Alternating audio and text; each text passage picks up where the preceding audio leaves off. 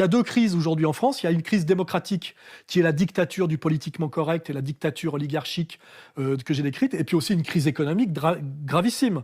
Et je vous ferai remarquer que nos élites politiques n'ont aucune intention et aucun moyen de lutter contre la crise économique, et systématiquement nous masque cette crise économique en disant quand le terrorisme est à nos portes et quand on tue des gens, on ne va pas parler quand même de retraite, de droits d'acquis sociaux. La guerre, c'est utiliser tous les moyens dans notre démocratie, dans l'état de droit, pour protéger les Français. Donc c'est en effet l'état d'urgence. Nous allons voir si nous allons le prolonger. Le temps nécessaire. Nous ne pouvons pas vivre tout le temps avec l'état d'urgence. Mais tant que la menace est là, nous devons utiliser tous les moyens. Ça peut être pour toujours, that could be forever. Et pendant ce temps-là, on a le suicide des paysans, les insurrections paysannes, et aussi, effectivement, à cause de la fin de la PAC, qui est la condamnation à mort de toute la paysannerie familiale et de toute la petite paysannerie française, il faut le dire. Son mari s'est donné la mort. Depuis plusieurs mois, la situation financière de la ferme a empiré. Le prix du litre de lait a encore chuté. Inhumain de travailler sans salaire. Ouais, inhumain. On travaille 70 heures par semaine et puis il n'y a pas de salaire au bout. Croyez-moi, c'est très dur de vivre. Donc là aussi, on est dans une situation pré-révolutionnaire, toujours par le peuple du travail, enraciné, producteur, pas par les parasites nomades du haut et du bas. Et on a aussi l'effondrement de l'hôpital français. Là, on remettra en ligne un article très intéressant.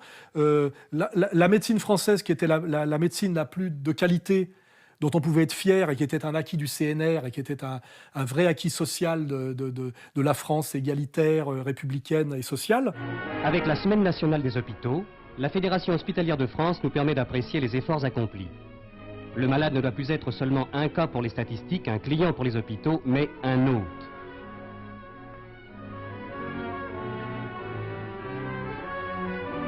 En rompant avec la politique d'austérité et la carence du financement qui ont freiné l'évolution hospitalière, l'hôpital est déjà, ce qu'il n'aurait jamais dû cesser d'être, un grand service public au service de votre santé. L'intérêt, voyez-vous, c'est que dans un petit hôpital, le personnel, disons les médecins, les infirmières, l'ensemble du personnel appelé à donner des soins aux malades, n'est pas dépassé par une organisation trop grande. C'est à une échelle tout à fait humaine. Les malades ici sont soignés par du personnel qui souvent sont connus d'eux parce qu'ils sont du pays. Et le personnel travaille dans un petit hôpital beaucoup avec son cœur. La médecine pour tous de qualité est en train de s'effondrer à cause de la mainmise depuis maintenant une quinzaine d'années du monde de la finance sur les hôpitaux. 30 milliards d'euros en 2013. C'est le montant de la dette des hôpitaux. En 2003, ce chiffre était seulement de 10 milliards d'euros. L'endettement des établissements publics de santé a donc triplé en 10 ans. Comment en est-on arrivé là? Il faut remonter au début des années 2000. Avec le plan Hôpital 2007, les pouvoirs publics ont encouragé les hôpitaux, alors vieillissants, à se lancer dans de gros investissements. Au début des années 2000, l'objectif de l'administration était de rendre compétitifs les hôpitaux publics en prévoyant un changement du mode de paiement des hôpitaux. Le problème, c'est que ces investissements et gros travaux ont été financés non pas par une subvention de l'État, mais par un recours à l'emprunt. Les hôpitaux avant empruntaient à une caisse qui était liée à l'État. Aujourd'hui, elle a l'obligation d'emprunter sur un marché qui est non seulement privé mais captif, et qui l'a surendetté volontairement. Des produits financiers rebaptisés emprunts toxiques.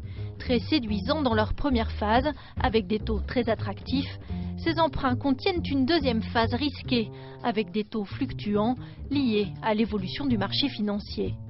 Au final, l'opération se révèle très coûteuse pour l'établissement souscripteur, lequel n'a plus les moyens de rembourser. On a voulu faire jouer finalement aux directeurs des centres hospitaliers et de tout petits centres hospitaliers un rôle qui serait celui d'un trader. Lorsque l'on vous vend un produit financier complexe, volatile et par nature spéculatif, sous le couvert de « c'est un simple contrat de prêt », il y a tromperie.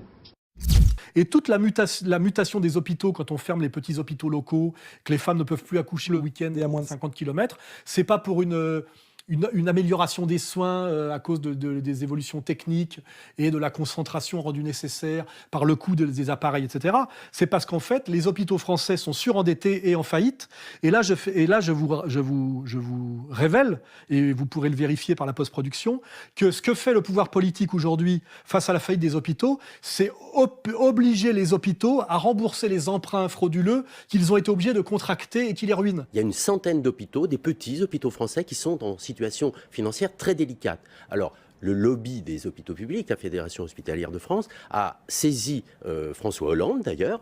Directement, le président de la République. On mégote pas, là. Voilà, elle a écrit au président de la République en disant il faut faire quelque chose, il faut que l'État fasse quelque chose. Et si vous faites rien, eh bien, on ira carrément à Luxembourg, à la Cour de justice, parce que l'État français a interdit aux hôpitaux d'attaquer les banques, en particulier Dexia, puisque c'est Dexia qui est en cause.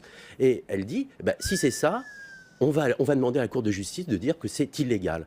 Alors évidemment, il y a une partie de... L'État français a interdit aux hôpitaux en 2014 d'attaquer les banques, et même aux collectivités locales d'ailleurs, en disant on va s'en occuper, mais n'attaquez pas les banques parce que derrière, on n'y arrivera pas avec Dexia. C'est ça l'idée. Voilà.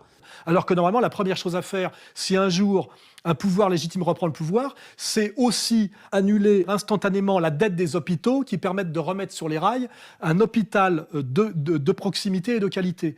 C'est-à-dire que chaque fois qu'on regarde quelque part, et qu'on regarde notamment une crise française d'une baisse de la qualité de la vie qui fait que même l'espérance de vie est en train de baisser aujourd'hui en France, on retrouve la mainmise de l'oligarchie financière qui est très liée à l'oligarchie communautaire, qui détruit la France populaire, la France des 30 Glorieuses, la France des acquis sociaux, la France de l'égalité sociale, pour enrichir le pouvoir bancaire et avec derrière systématiquement le mensonge direct ou le mensonge par omission de ces relais médiatiques. C'est un plan d'économie sans précédent.